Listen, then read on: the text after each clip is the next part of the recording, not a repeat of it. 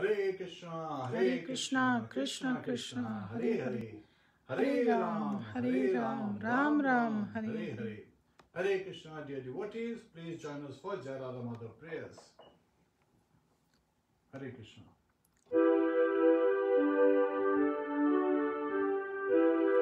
Jai Radha Madhava Kunj Bihari, Jai Radha Madhava Kunj Bihari, Gopi Jana Vallabha Girvaridhari, Gopi Jana Vallabha Girvaridhari, Yashodanandana Brajana Ranjana, Yashodanandana Brajana Ranjana, Yamuna Tira Vanachari, Yamuna Tira Vanachari, Jai Radha Madhava Kunj Bihari, Jai Radha Madhava Kunj Bihari, Hare Krishna, Krishna Krishna, Hare Hare, Hare Rama, Rama Rama, Hare Hare, Hare Krishna, Krishna Krishna, Hare Hare, Hare Rama, Rama Rama, Hare Hare, Hare Krishna, Krishna Krishna, Hare Hare, Hare Rama,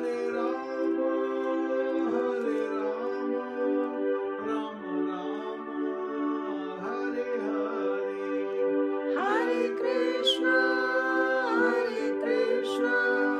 Krishna Krishna, Hare Hare, Hare Rama, Rama Rama, Hare Hare, Hare Krishna,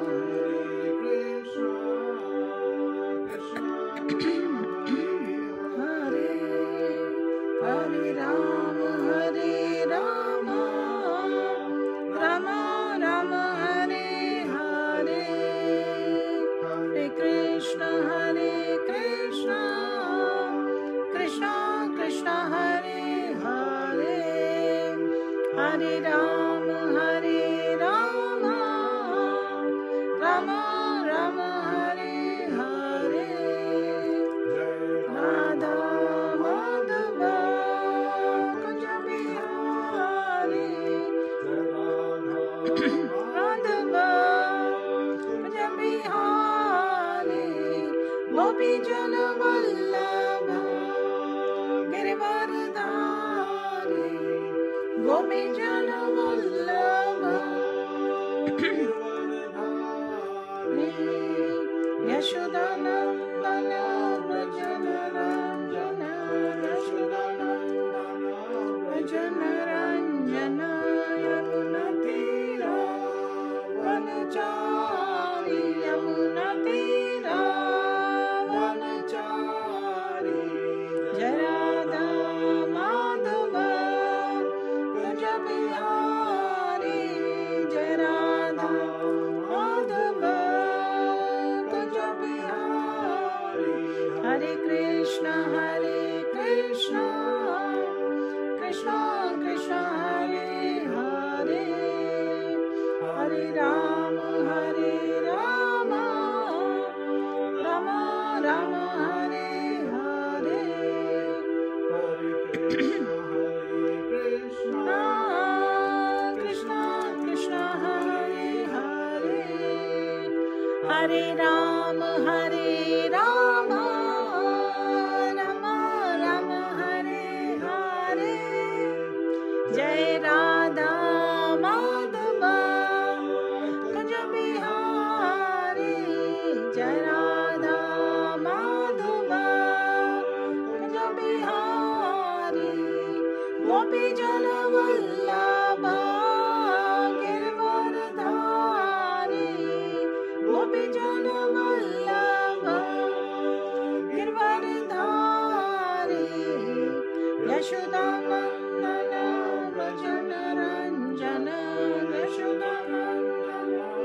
जनरञ्जन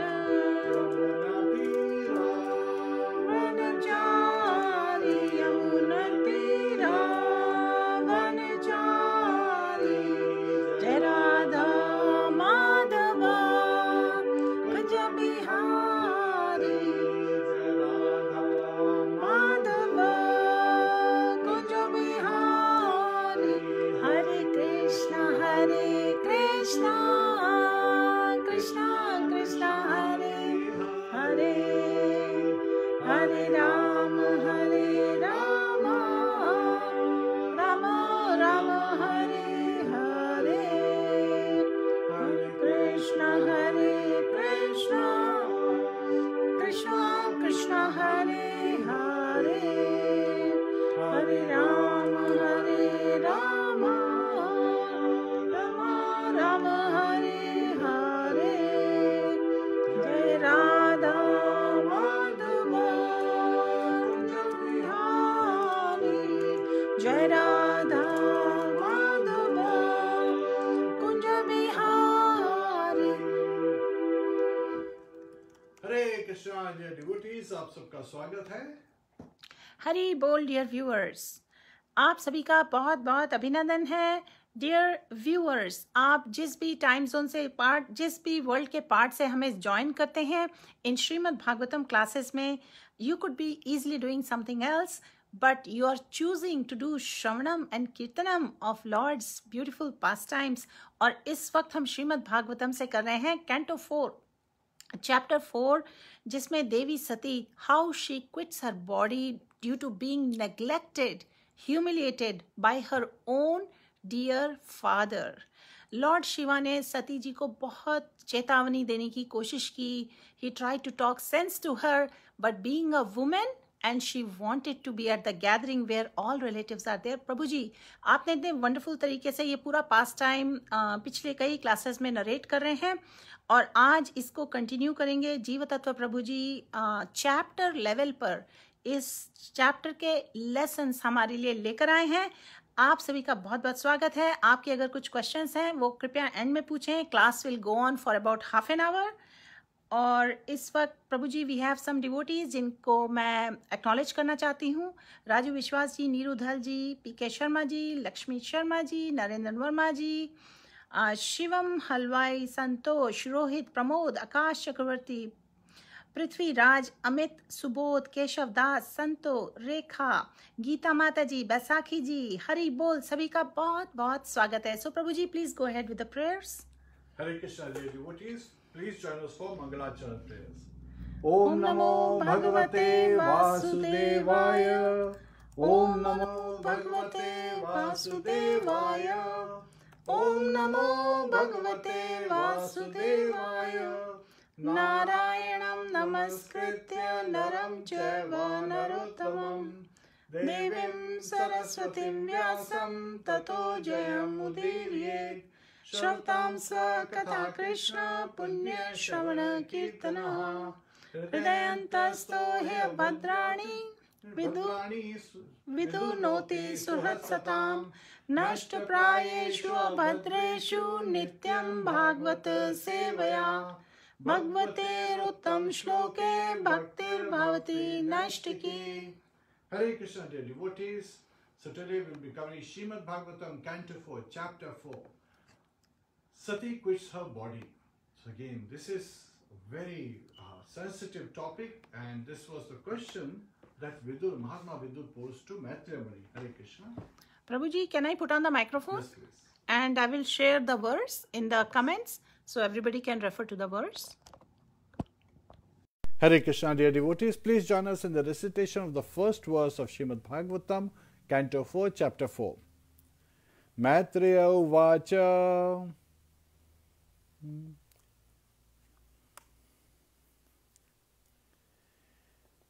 एतावदुक्त्वा विरराम शङ्करः पत्ने अङ्गनाशं ह्युभयत्र चिन्तयन् सुहृद्दिदिक्षु परिशङ्किता भवन् निष्क्रामते निर्विशति सति द्विदशदाशसा and this can also be done in another meter.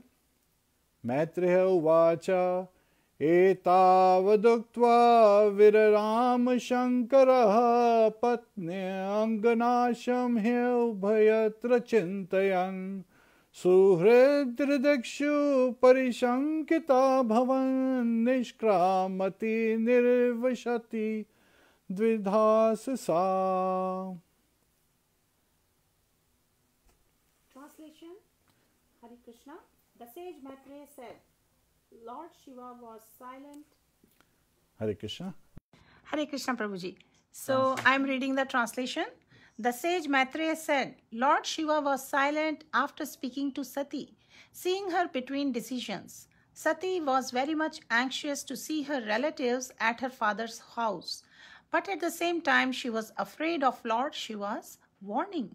Her mind unsettled, she moved in and out of the room as a swing moves this way and that. Hari Bol. Prabhuji, इसका purport भी बहुत छोटा सा है.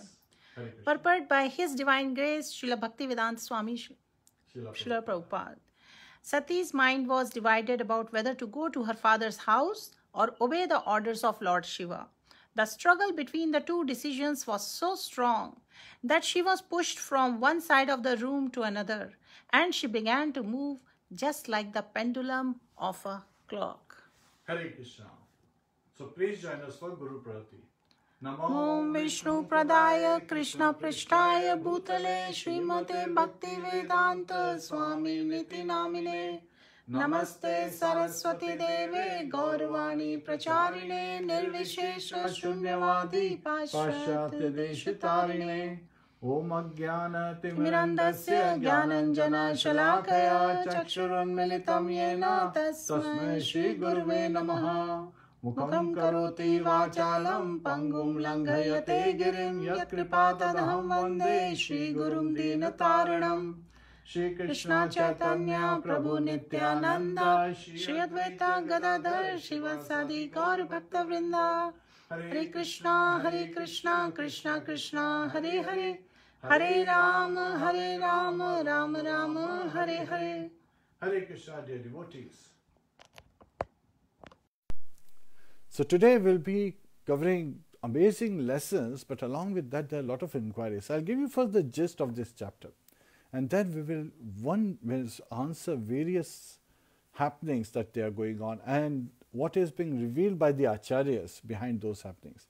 So Satī has been warned by Lord Shiva that, the harsh words spoken by a loved one, by a relative, are even more injurious to us, but more harmful to us than even the arrows or other weapons that could injure our body. Why? Because they are spoken by a loved one, we continue to meditate on them, and so we experience moroseness, agony, unhappiness, distress, and so forth.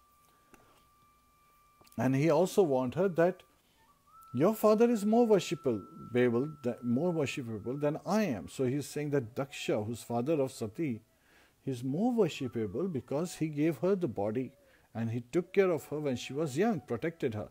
And Lord Shiva is her husband. So it also shows how simple nature Lord Shiva is. He is Ajat Shatru. He has no enemy. He does not consider anyone as his enemy. And he is also Samadarshana. He sees everyone equally. So he is even seeing Daksha being very dear to Lord Krishna because he is a living entity. Daksha is a living entity.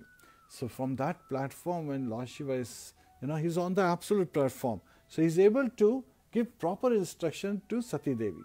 Yet at the same time, it's very clear that Lord Shiva is not going to accompany her. And she really wants to decorate herself very nicely, go to her father's house with her husband. And that Lord Shiva has given this warning. So she is going back and forth in the room. And she is also crying. And now, because her husband is not accompanying her, she is also upset with Lord Shiva. And she is using the tears as a last weapon, right? So sometimes we see that, wives, they want their husband to go with them. If a wife wants, then she uses the tears as the final resort. She even uses that resort. And still she does not see any response coming from Lord Shiva. So she is upset at Lord Shiva also. And so much so that it said that she wants to blast Lord Shiva.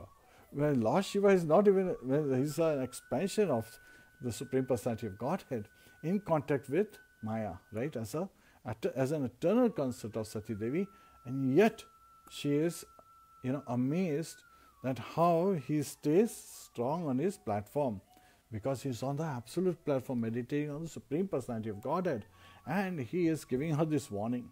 And finally, she makes up her mind. She goes to see her father, and seeing that she is going, and she is the better half of Lord Shiva, so all his, millions of his associates, thousands of his associates, they accompany her with a pomp and show. They are taking like a big procession is going on, and when she goes to her father's place, she sees that her father is not welcoming. The Brahmanas, the sages, the demigods, no one is welcoming. She is saying at the Yagasthali, means there are various kind of paraphernalia, various kind of arrangements, various kind of liquids prepared, samagri prepared in various kind of vessels, made up of mud, made up of iron, made up of gold, silver, and even of skin. So again, and there are animals ready for sacrifices. Her father is not welcoming. The sages, Brahmanas are not welcoming her. Her mother and sisters, right, and her aunts, they come and they welcome with sweet words, but she does not respond to them. She does not feel the proper welcome, and so she grows upset. And now she starts to say things to her father, DAKSH. And as we see here, DAKSH is ignoring her. So what happens is, she changes her dress into Gerua, right? That's the dress sannyasi wear. So it is said that Maitreya Muni is narrating this incident, and he's saying that she changed into Gerua Vastra. And Gerua Vastra, apart from sannyasi, if somebody wears, that means they are ready to give up their body. And she sits on the sacrificial arena in a proper yogic posture, and she invokes the fiery air. So again, she is bringing the life prana, right, the life airs from the navel up to the heart, up to the throat, and further to between the eyebrows, and finally to the head. And she is focusing on meditation of this fiery air, and in her meditation she invokes the air and she is burned down. So there is a tumultuous uproar happens after she is burned to ashes. Like, why would Sati, whose father happens to be the leader of the progenitors, the leader of the kings of this universe, not of a country on a planet, but kings, he is the topmost king among the universe progenitors, Prajapatis. And she was his daughter, so everything was easily available. What could be the cause of distress for her? And she was wife of Lord Shiva, right? He's one of the three primary, personalities, Brahma, Vishnu, Mahesh. Mahesh is Lord Shiva.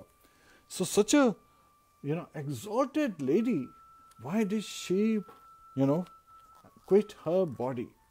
And this secret is what we will be revealing in this chapter. So now, first question is, after Lord Shiva gave her an advice, why was Sati crying? So again, Lord Shiva's advice was that DAKSH, he is blaspheming me, he is calling me names, he is, even though I am innocent, Lord Shiva is telling this to Sati. And because you are associated with me, because Sati Devi is associated with Lord Shiva, when she goes to DAKSH's house, she will not be welcome. And now Sati really wants to go because she has not visited her father's place for a long time. Now, is this the reason that she wants to meet her father? Well, we will reveal this later on.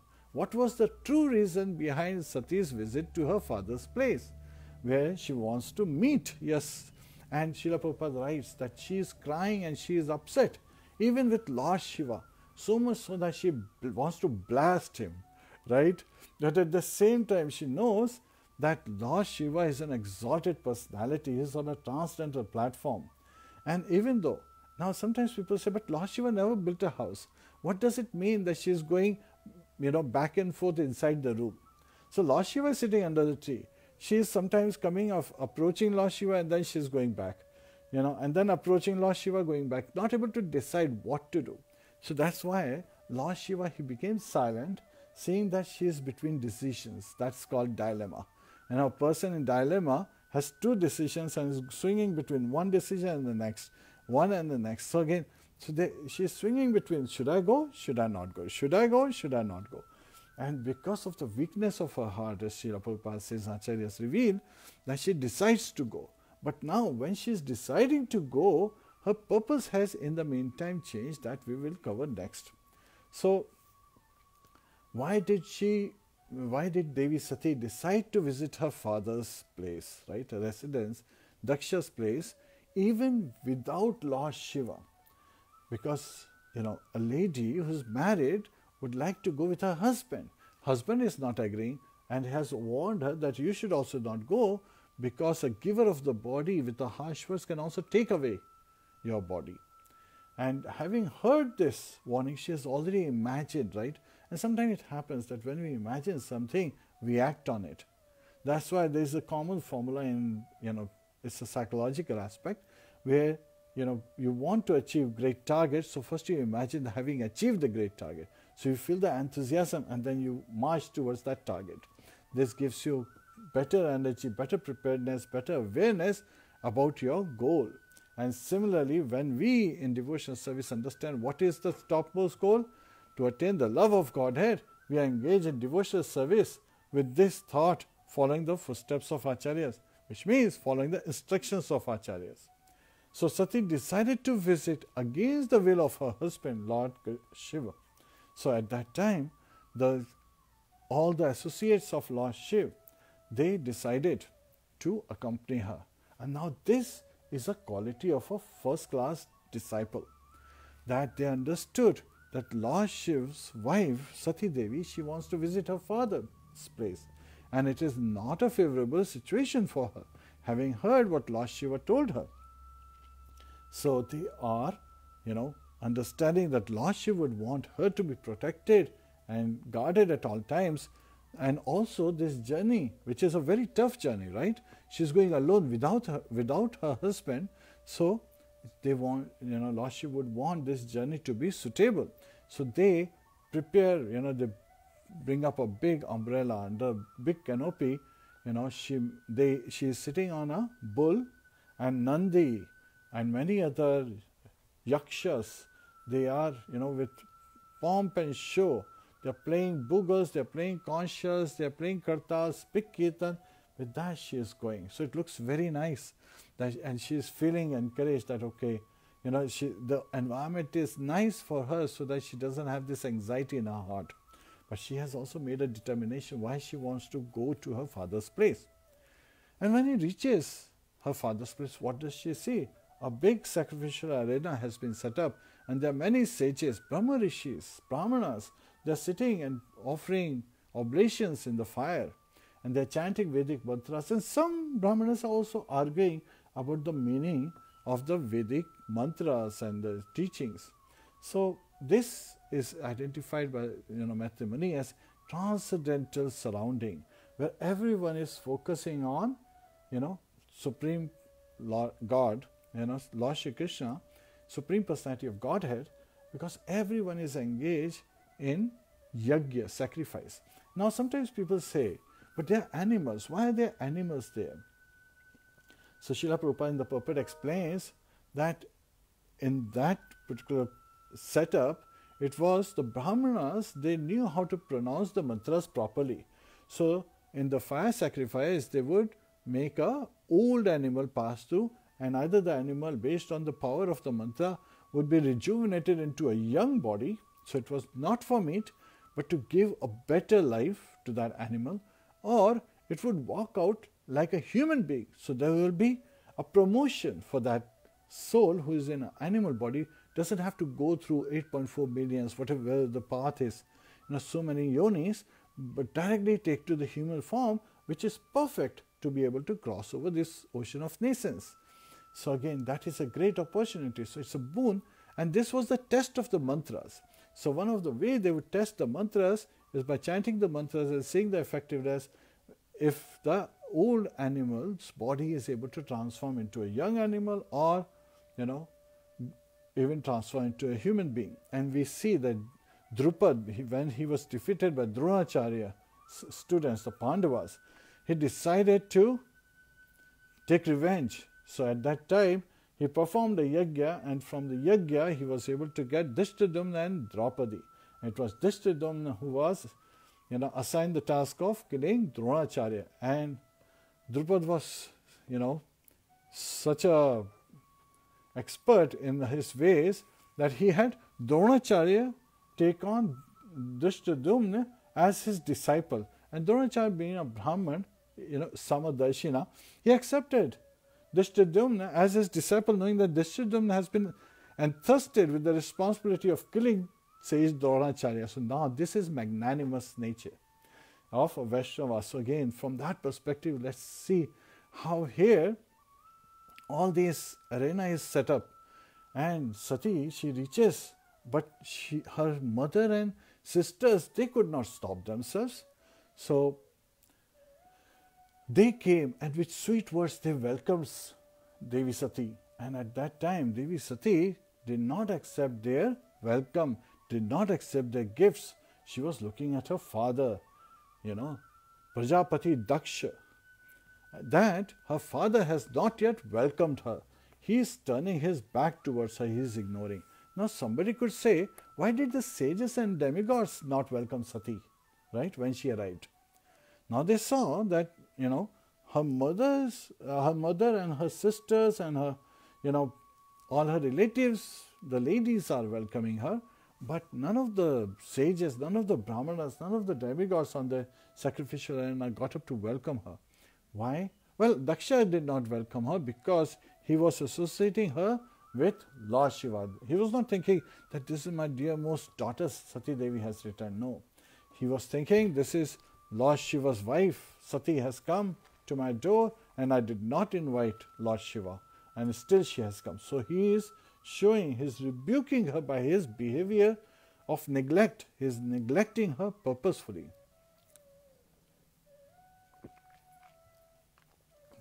So that's the reason. Why did Daksha not welcome Sati, who was his favorite daughter? Because exactly like Lord Shiva had provided the warning to Sati Devi that because she is associated with Lord Shiva, Daksha would ignore her and maybe even harsh with her. And what more harsh can it be? Miss, actions speak louder than words. He is turning his back towards her.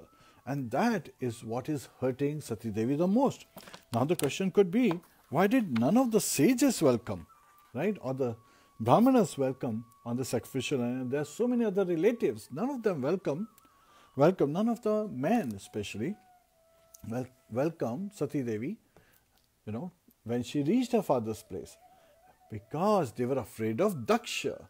They were working for Daksha. So again, there is a material relationship they were valuing more than the general etiquette. So again, they were afraid of Daksha, that's why they could not welcome Sati Devi with proper pleasing words and gifts. And so somebody can say, now if Sati is not even accepting, she wanted to meet her mother, she wanted to meet her aunts, she wanted to meet her sisters, 15 sisters she has, and yet at the same time she is not accepting any of their gifts, and she is not, responding with sweet words as they are welcoming her. Why is it? Because the main purpose of Sati's visit at this particular point had changed. She wanted to prove to her father Daksha that Lord Krishna or Lord Shiva is all auspicious. He is a great personality, and her father, Daksha, had been, because of being envious of Lord Shiva, he is blaspheming Lord Shiva, he is neglecting Lord Shiva, and she was hurt to see that there was no oblation during the sacrificial fires, when such oblations were being put, were assigned for Lord Shiva. There was no one chanting Om Namah Shivaya Swaha, and that's what was hurting her more, that her father has gone to a level where he is neglecting her husband completely because of being envious, because of being angry, and based on the material consciousness, based on the appearance of Lord Shiva, based on what Lord Shiva engages in, not really understanding the glories. So she has the purpose that she wants to tell Lord Shiva's glories to her father Daksha, so that he can correct his ways. And if he corrects his ways, everything could be normal, right? But she doesn't know that at this particular point, Daksha's, if you look at conflict levels, he's at the topmost level. Either he lives or I live scenario. So he is really, neglecting Lord Shiva, like more of level 4. And so Daksha did not welcome his favorite daughter of all the daughters once again. And now Sati's visit is becoming clear. So when she is saying that Lord Shiva, even though he has ashes from the crematorium fires, on his body from fire, and even though he is wandering in crematorium, even though his associates are ghosts and hobgoblins, and even though he is wearing a garland of skulls, the flowers offered at his lotus feet are taken on the head by Lord Brahma himself. So she is identifying, don't look at the external characteristics of Lord Shiva. He is such an exalted personality that even though he is said to have been born from Brahma, from the middle of his eyes, even Lord Brahma regards Lord Shiva greatly and worships him. So again, Srila Prabhupada in the Purport explains that yes, Lord Shiva in Shiv Brahma Samhita has been identified as curd, while Lord Krishna is milk. And any of the expansions of Lord Krishna, the Samshas, the Vishnu Tattvas, they are like milk. So again, it's very important to understand that because of the contact with curd or acid, when milk transforms into curd or yogurt, it cannot be transformed back. But at the same time, they are in the same category. So Lord Shiva is not an expansion, not a plenary portion of the Supreme Personality of Godhead, but he is also not a living entity. He is his own tattva. And it is said that Lord Krishna has all 64 qualities in full. Then Lord Vishnu, the expansions from Lord Krishna, the Vishnu Tattvas, they have up to 93%. So of the 64 qualities, they have 60 qualities. 4 qualities only, exclusively is for Lord Krishna. And then of the 60 qualities, which is like 93% in this case, Lord Shiva has 84% of those qualities, which means 55 of those qualities, 10 less than Lord Vishnu, but 55 of those qualities Lord Shiva has. And Lord Brahma has 78% approximately of those qualities, which means 50 out of 64 qualities. And a living entity can, reach up to the level of Lord Brahma, can come to the level by getting fully potent in these 50 qualities, but cannot go beyond. A living entity can never reach to the stage of Lord Shiva or Lord Vishnu or Lord Krishna. So that is not possible. And so she is identifying that you are a living entity, my dear father, while Lord Shiva is beyond you.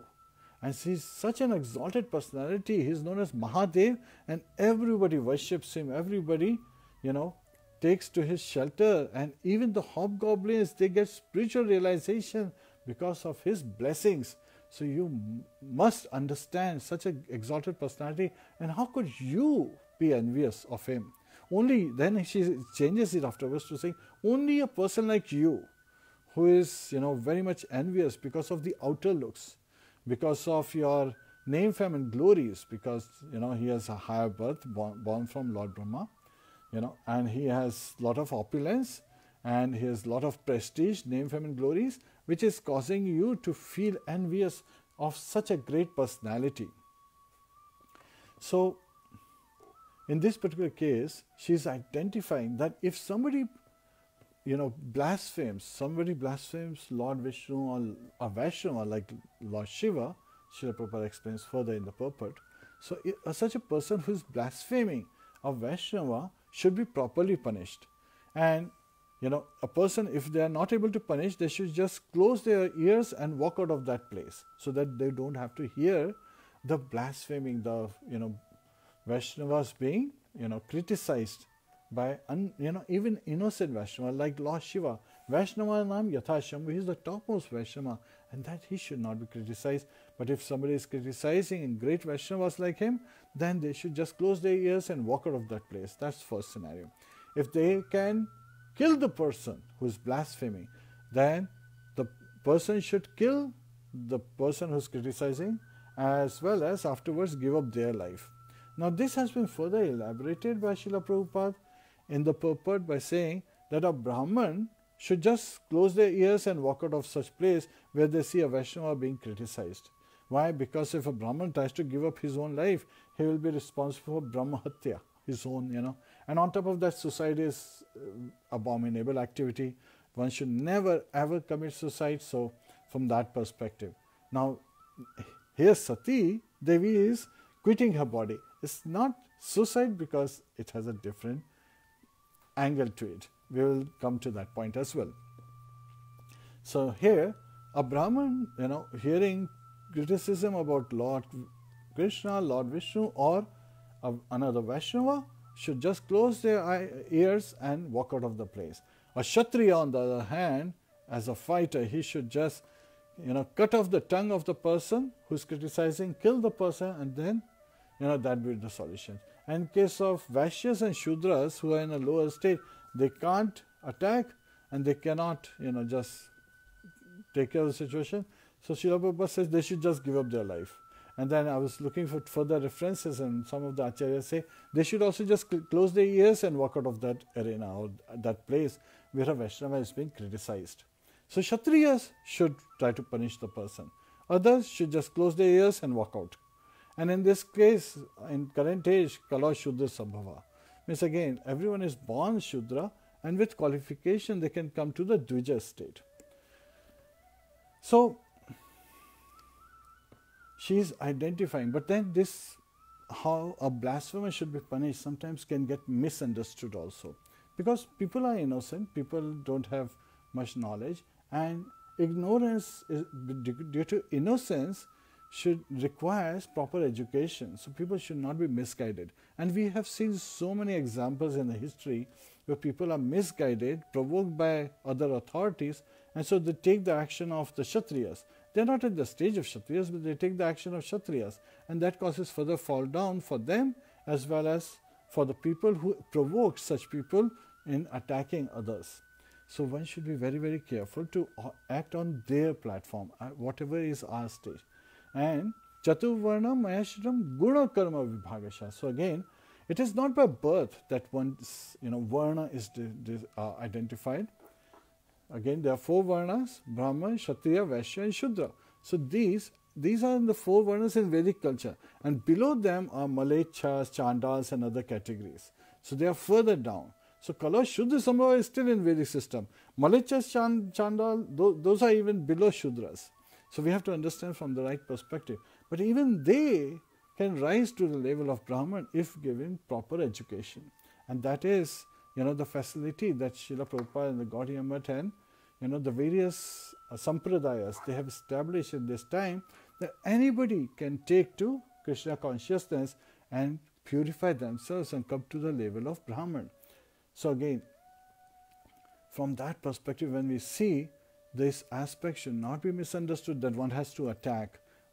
A devotee is said to be meek, said to be shanta, said to be humble, said to be tolerant, which is more of a quality of a Brahman. Shamo damash tapas shachim shantim ajvam evacha jnanam vijnanam astikam brahma karma sobhavajam. So a Brahmanas engage in activities like studying the Shastras, realizing the Shastras, preaching the Shastras, recitation of scriptures, always keeping cleanliness, 3 times bathing during the day, constant mantras, recitation, studying the scriptures to purify our consciousness, to purify our mind.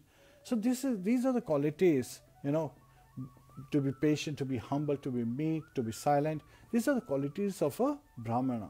And Srila Prabhupada says that yes, if someone is in a mode of ignorance, then that person is mad, he is insolent, so he's sleeping. So we don't care about the madman, and he doesn't have much opportunities unless he wakes up and takes, to the facilities that are provided to him to make further progress. A person who is in a mode of passion is running more after name, fame and glories. And this is what Sati is identifying, that her father is running after name, fame and glories, because all these yagyas would be incomplete if Lord Shiva is not given his share. So she's identifying this. So Kshatriya's mentality also, causes so many anarthas in the heart, because with name, fame and glory one becomes proud, right? Dhyayate vishyan pumsa sangashteshu pajayate sanga sanjayate kama kamat krodho bijayate krodhat bhavati sammoha sammoha smriti bhamsat buddhi nashad vinashyati. So again, dhyayate vishyan pumsa, such a person, the mode of passion will be meditating on the sense objects. Sangashteshu pajayate, so they will develop attachment to those sense objects. Sanga sanjayate kama, from this attachment arises lust. Kamat krodho bijayate, from this lust arises anger in due course of time. Krodhat bhavati sammohat, from this anger comes delusion. Sammoha smriti bhamsat, and from delusion comes bewilderment of memory. Smriti bhamsat buddhi nasho, and because of the bewilderment of memory, one's intelligence is lost. Buddhi nashad vinashyati, and that causes one to fall down, right, and further get entangled in the cycle of birth and death. So that's the case of Kshatriyas, that they are, if they are not offering it to the Lord, rather they are looking for sense gratification, focusing on the name, fame and glory, is becoming proud. The pride cometh before fall. So Daksha cannot defend himself. And then he could say, how could he defend himself? He could say to Sati, well, if you are looking at all the good qualities of Lord Shiva, you should see good qualities in me, right? Because he is performing such great yajnas. Lord Brahma is regarding him so nicely that he has made him the leader of the progenitors. And so from that perspective, he could have said that you should look at the good qualities in me, but Sati is making a very important point. She is not defending Lord Shiva. She is not, actually she is defending Lord Shiva, not vilifying Yaksha. She is not pointing out the bad things in Daksha. She is identifying the good things of Lord Shiva. She is saying, please change your attitude. Please change your outlook towards Lord Shiva. Do not blaspheme him. So, again, and if one hears blasphemy, right, as per the Varnas we cover, she was considering herself being a lady, being a Stri, she was considering, herself on the same level as Vaishyas and Shudras. So, even though she is daughter of a Kshatriya, of a Prajapati, and a main Prajapati, Daksha, still she was considering herself at that level. And that level, Acharya say, one should give up their body. So, it can be said that Sati Devi is an expansion of Mahamaya, external potency of the Lord. So, she can immediately blast and destroy her father. Yet at the same time, why did Sati decide not to kill Daksha, but to give up her own life, right? Her own body. So, this is also very important to understand, because Sati, she could have easily destroyed Daksha on the spot, but she said, she felt that I have received this body from Daksha, right? And that's why she reveals to Daksha, Prajapati Daksha, that whenever my husband Lord Shiva calls me Dakshayani, he's saying it very nicely, but I become morose, understanding that I have a relationship with you. This is what making me sad, that I have a relationship with you who is blaspheming, who is criticizing such a great personality as Lord Shiva. And so I don't want to have this body. I want to give up this body. I want to destroy this connection I have with you. That's why she doesn't want to, she is being respectful that you are my father, so I won't destroy you, but I will break away this connection. My association is polluted because I'm associated with you also. Association with Lord Shiva is glorious, but your association with you is just opposite of that. So she wants to give up the association, the connection she has with Daksha. So she was, as a woman, considering herself like a Shudra or Vaishya.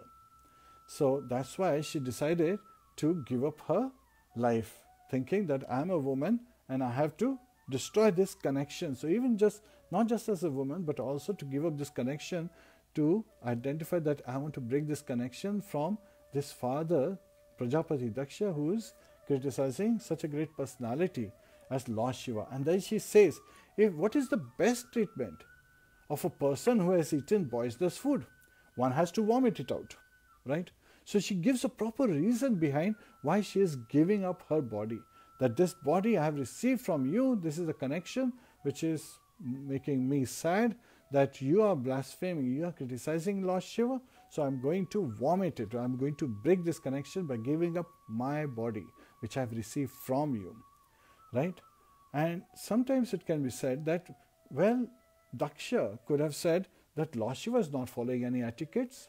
So there are two kinds of activities given in the Vedas. If he is talking about etiquettes, etiquettes come with proper knowledge, and the books of knowledge are the Vedas. Veda means knowledge. The meaning of Veda is knowledge. So there are two kinds of activities. One kind of activity is materialistic activities, that you engage in. And the other kind of activity is spiritual activities. You perform austerity, charity, sacrifices. So those are the other kind of activities. Penances, related activities as well. Yet at the same time, of these two kind of activities, Lord Shiva is Paramahamsa. He is above these activities. He doesn't have to follow the general etiquettes, which are, in this particular scenario followed. So he is above them. He is constantly meditating on the Supreme Personality of Godhead. He is living in Vasudeva. So Vasudeva is where Lord Vasudeva is situated. So again, one can see Lord Vasudeva. So he is always meditating on Lord Sankarshan within his heart. And that's why even Brahma and the demigods, they respect, they worship Lord Shiva. He is the topmost Vaishnava. And how could you use that as an excuse that when you entered the assembly at the sacrificial arena and Lord Shiva did not get up because he was in meditation? You should understand that he is transcendental to both kind of activities which are part of the general etiquettes. So he is above the general etiquettes. So this is also being identified. Now sometimes people say, oh, that means the devotees are careless. No. There is a gulf of difference between carefree and careless. A devotee is fully surrendered unto the lotus feet of Lord Shri Krishna, constantly engaged in serving Lord Shri Krishna. And of course the processes are Shravanam, Kirtanam, Vaishnavam, Smaranam, Padasevanam, Achanam, Vandanam, Dasyam, Sakyam, Atma Nivedanam. Engaging in these 9 processes, but the most important, which starts with the chanting of the holy name. Hare Krishna, Krishna Krishna, Hare Hare, Hare Rama, Rama Rama, Hare Hare. Shravanam Kirtanam happens. But as soon as you do Shravanam Kirtanam, immediately your mind gets attached. They are meditating on the Supreme Lord's beautiful name form activities, pastimes. So again, just like when you call your son or your father or your brother, immediately their picture appears in your mind when you talk about them. Similarly, when devotees talk about Lord Shri Krishna, Radharani, Lord Ram, immediately they appear in the heart of the devotees and they are dancing on the tongue. So from that perspective, the smaranam is happening. And smaranam is most important at that phase because one is constant in meditation, right? Samadhi, man ka jo samadhan hota hai, the solution of the mind is samadhi. So that is the state one is in, situated, right, where one can see Lord Vasudeva, and that situation is Vasudeva. So from that perspective, we understand that Lord Shiva is constantly meditating. Even Lord Brahma knows that. So Daksha should understand that he was not, disrespecting Daksha. Rather, he was lost because he is carefree. He was not careless. He was not doing it intentionally. It was completely unintentional because Lord Shiva is at that platform of a Paramahamsa. And he is engaged, all his activities, he is engaged without thinking, is it good or is it bad? Because that's relativity of this world. Good, bad, hot, cold, happiness, distress. These are relativity, the dualities of this world. Rather, Lord Shiva performs all his activities as an offering to the Supreme Personality of Godhead. So this is where she is identifying that she is ready to quit her body because of the connection with Daksha, because Daksha fails to realize the great position, the exalted position of Lord Shiva. So again, now, why was Daksha feeling exalted? Somebody could say, if he is so puffed up and he is criticizing Lord Shiva, that's because he was becoming proud due to the prestige and material opulence, right? And this reminds me of a scenario where a brahmachari went to the bank, with his colleague, and he wanted to open a bank account. So the bank clerk he saw, oh, very nicely dressed, very nice tilak and this and that. He was thinking, oh, very nice. So to open the account, actually this was for a credit card application along with opening the account.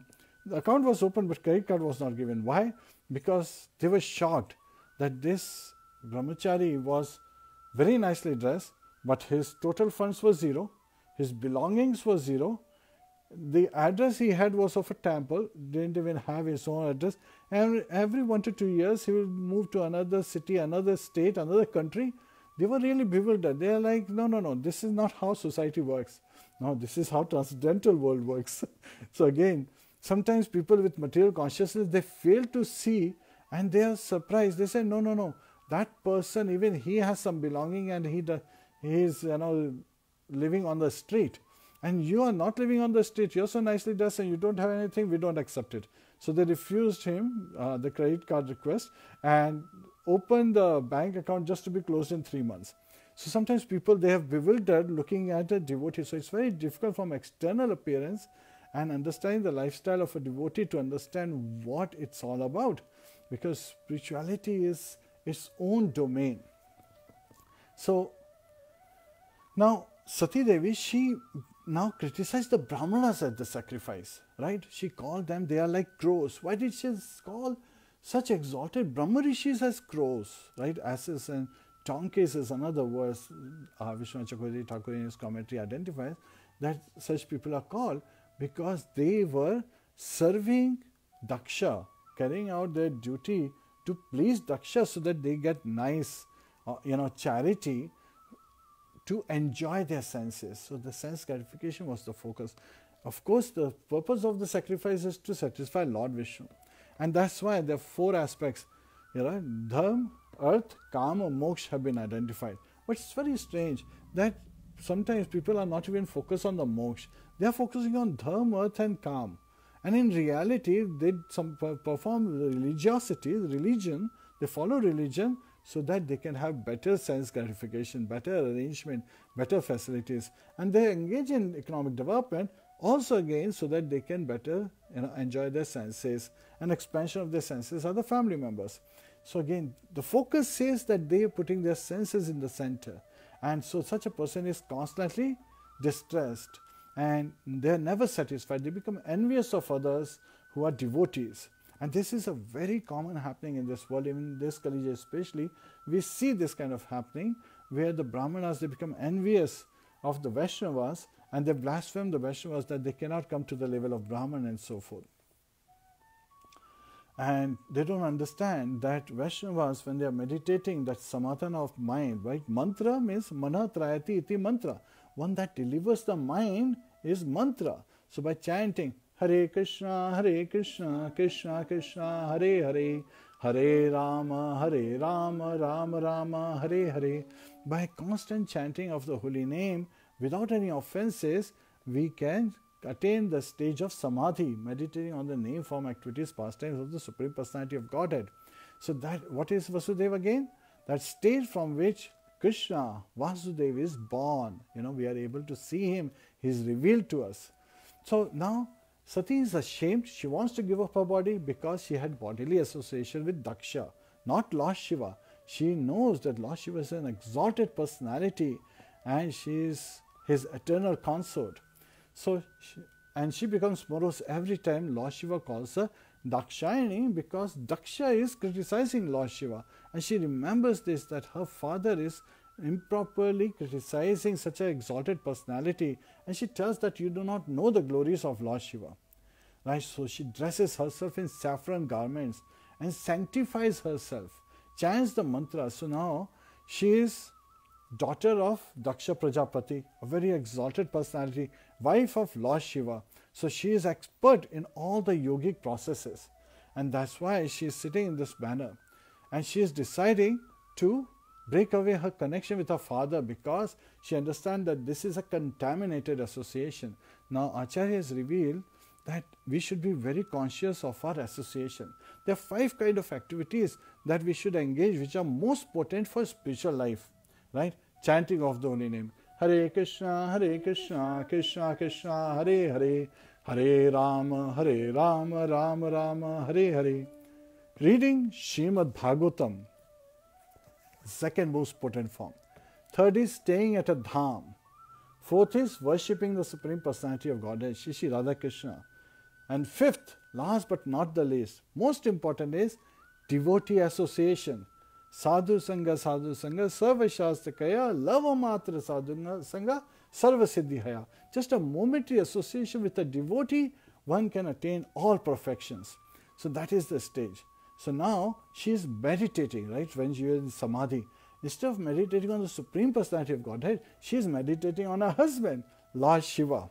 So this is also very important, that what is Sati's next destination. She is deciding, because she is an eternal consort of Lord Shiva. She is also an expansion of Mahamaya, the external potency of the Lord.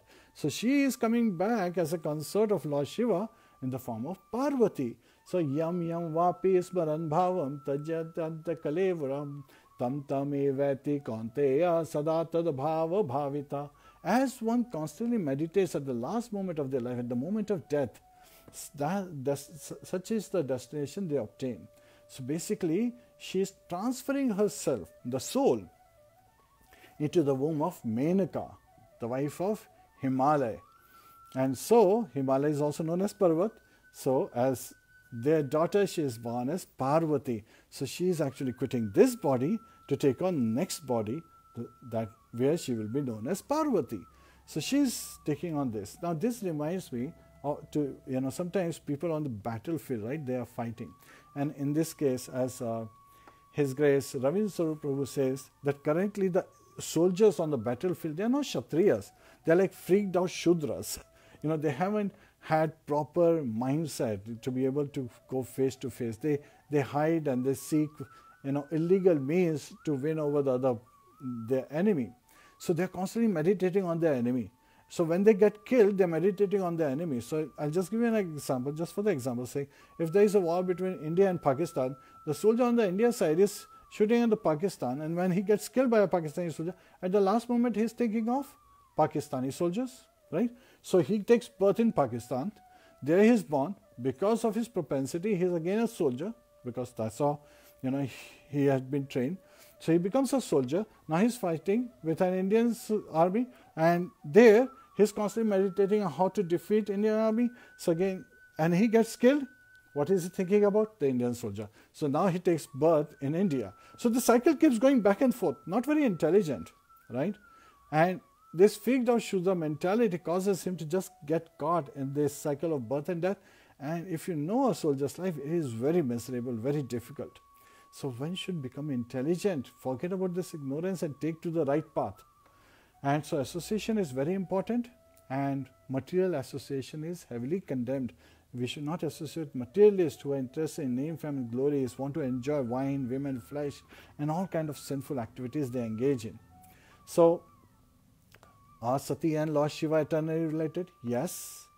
And that's another reason, because Lord Shiva, he doesn't take birth, he is eternally there. And then Sati, she appears in the form of Parvati. And that's when great secrets are revealed, where Lord Shiva says actually the skull, the garland of skull he is wearing are all her previous births. And because he loves her so much, he kept her skull in the garland, right?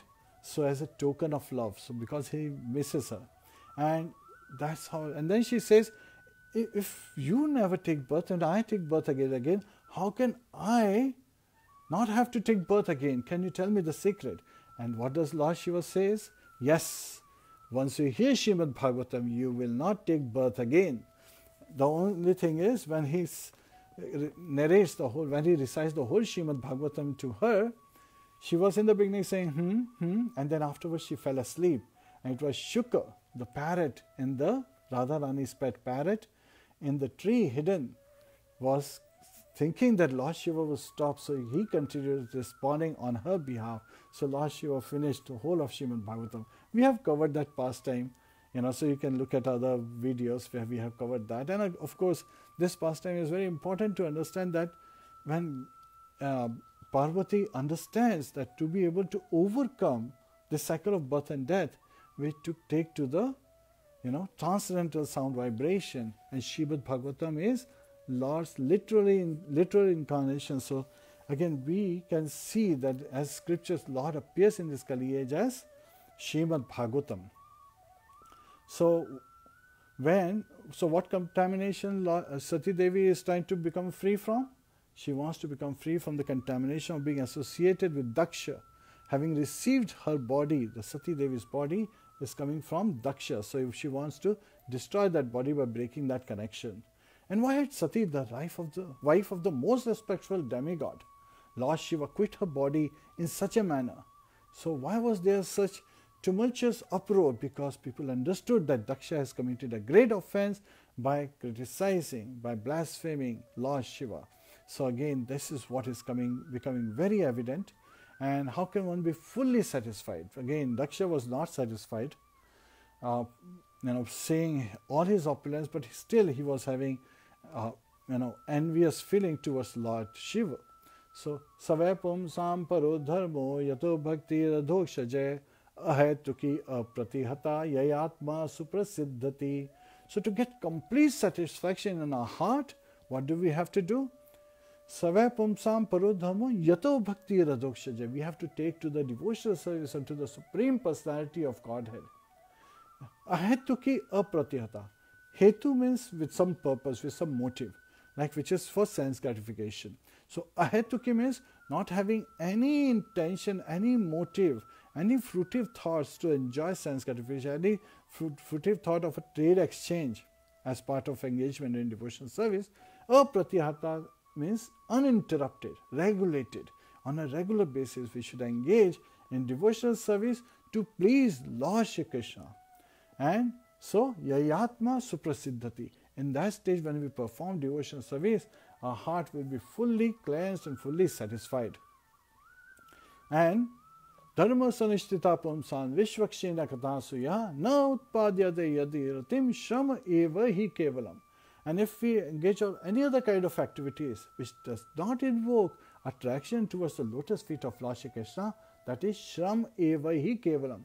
That is useless labor. So very important. Time is very important commodity that we have. So every moment should be spent in devotional service. And here we are, Kirtanam is also devotional service. So we are engaging about Kirtanam. And so why was Daksha considered unworthy, of being the father of Sati? That's another question Acharyas reveal, because he was hard-hearted and that he was even unworthy of being a Brahmana. And he will get extensive ill fame because of his offense towards his daughter, because of not having prevented her from death, and because of his great envy of the Supreme Personality of Godhead. So here, when Sati Devi, she was, he turned his back towards her. As we can see, this is Daksha, keeping her back towards his daughter who is quitting her body. So he is very hard-hearted, while devotees are known to be very soft-hearted, right? So, and it is said, when Matrimony is saying, because of his great envy of the Supreme Personality of Godhead. So one who is envious towards the Vaishnavas, he is also envious towards the Supreme Personality of Godhead. So such a person is said to be demoniac. A materialistic person is also sometimes referred to as demoniac, because they are also thinking always of I and mine. And that is Maya, that is illusion. So they only experience temporary nature of this world and dukkhalayam, miseries in this world. So here, if he is not one of the Brahmanas, if not one of the Dvijas, so of the four Varnas, the first three are twice born. Brahman, Kshatriya and Vaishya. Shudras are not twice born. But if someone is born in the family of a Brahman, but has not taken to the process and does not become a Brahman, does not qualify themselves as Brahman, Kshatriya or Vaishya, then of course they are called Brahman Bandhu. Now, can someone be Dvij Bandhu as well as Brahman Bandhu? Yes. If he becomes a Shudra, he does not take to any of the qualification, he is Dvij Bandhu. Again, the friend of a twice born. Bandhu means friend. Or Brahmadruk is like one who is relative of a Brahman. So, in this particular case, we understand that yes, someone can be Brahmaduk but a Kshatriya, right? Someone can be a Brahmaduk, a relative of a Brahman, but not a Brahman, but a Vaishya. or someone can be a Brahmaduk or Brahman Bandhu as well as Dvij Bandhu, because they are not in any of the Dvija qualifications. And so why are devotees soft-hearted and materialists hard-hearted? Because they have different purposes. Materialists want to enjoy their senses, so they are so much into their own sense perception. They're thinking everything in relative terms, and they want to protect themselves. And for a small invocation, if they feel the threat, right?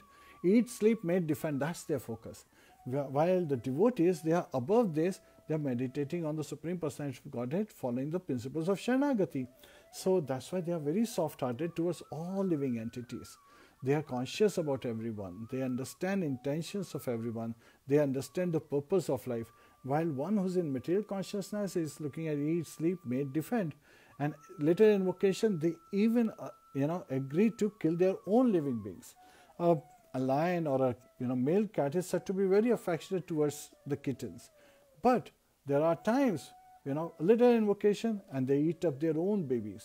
So again, that is materialistic propensity that we should be aware of. And why are Vedic sacrifices forbidden in Kali age? Because it is not possible to find expert mantra chanters, right? There is not sufficient funds to be able to carry out such sacrifices. And the cleanliness, the 6 types of cleanliness to perform sacrifices is very hard to attain in this age. So what is the ultimate sacrifice recommended for this age? Hare Krishna Mahamantra, the congregation chanting of the holy name. Hare Krishna, Krishna Krishna, Hare Hare, Hare Rama, Rama Rama, Hare Hare. Now somebody could say, okay, Sati Devi gave up her life and all the associates of Lord Shiva were there. Did they do anything? Yes. They decided to kill Daksha and spoil the whole sacrificial arena. And as soon as they decided to attack, Bhrigu Muni, he sensed this, attack coming onto Daksha and all the Brahmanas and sages on the sacrificial arena. So he saw the danger and immediately offered oblations unto the southern side of the sacrificial fire. Immediately uttered mantra hymns from the Yajurveda. Where Bhrigu Muni offered oblations in the fire, as soon as he did that, what happened? Immediately many thousands of demigods named Ribhus, they manifested from the fire. And all of them were powerful, having achieved strength from Soma, the moon god. And they used the partially burned, the angare, the fire, partially burned samagri from those sacrifices and attacked all the associates of Lord Shiva. And so these associates, they ran for their life, they got scattered. So this is because of Brahma Tejas of Bhrigu Muni. So when there is Brahma Tejas, it can only be nullified. Again, no other power can subdue it, including the associates of Lord Shiva who were very powerful, ghosts, hobgoblins, and even Brahma-rakshasas were there, but they could not, counteract it, while it is easily counteracted by a devotee in devotion. And the example Acharyas gave is that of, when Durvasa Muni becomes angry at Ambarish Maharaj, he produces a demon from the matlocks, he throws onto the ground, and the demon appears to attack Ambarish Maharaj, and Ambarish Maharaj, he's just in his devoted mood there. So again, what happens? At that time, Lord Sudarshan Chakra comes and protects him. So again, Brahma Tejas can easily be nullified by Vishnu Tejas, which is when we take shelter of Lord Vishnu. So again, that's why Vaishnavas are also said to be Vishnu Pad or Vishnu Gati. This is also another name for Lord Shiva. So we should understand that Brahma Tejas is a very difficult thing. Yesterday also we covered that's very difficult to overcome. But a Vaishnava can easily cross over because they are on the absolute platform when they are engaged in devotional service. So it is very important for us to understand that the importance of devotional service is that when we are engaged in devotional service, we are on translator platform. But most of the time, we may not be engaged in devotional service, which means we have a fear, we are in danger of being in this material platform, yet at the same time taking shelter of Lord Shri Krishna, making an offering of all the things that we do, so that we develop attraction towards His lotus feet, towards the attraction of His name form activities, pastimes. We can purify our consciousness and come to the level where we can be constantly meditating on His lotus feet. Hare Krishna. So this is where the chapter ends and identifies very important lessons to us in this chapter. As Sati Devi, she quits the body, as it's identified, and that is to break her connection from Daksha, who's her father and who was envious of Lord Shiva and was causing such a havoc, on her heart. So again, it is identified that anyone who displays the sign of understanding Krishna consciousness, such a person should be accepted according to Vaishnava Smriti regulations as a prospective Brahman and should be given all facilities, to achieve the highest perfection, which is to attain the love of Godhead. And the most magnanimous gift of Lord Chaitanya is that the highest perfection of life is available even in this fallen age of Kali. If one simply adopts the process of chanting Hare Krishna, Krishna Krishna, Hare Hare, Hare Rama, Rama Rama, Hare Hare, and this will bring the fulfillment of all activities in self-realization. Jivera Surupaya Krishna Nityadas. Hare Krishna. Kantra Srimad Bhagavatam ki jai, Srila Prabhupada ki jai, Anant Koti Vaishnava Vrinda ki jai, Nitai Gaur Premanande, Hari Hari Bol. Om Tat Sat.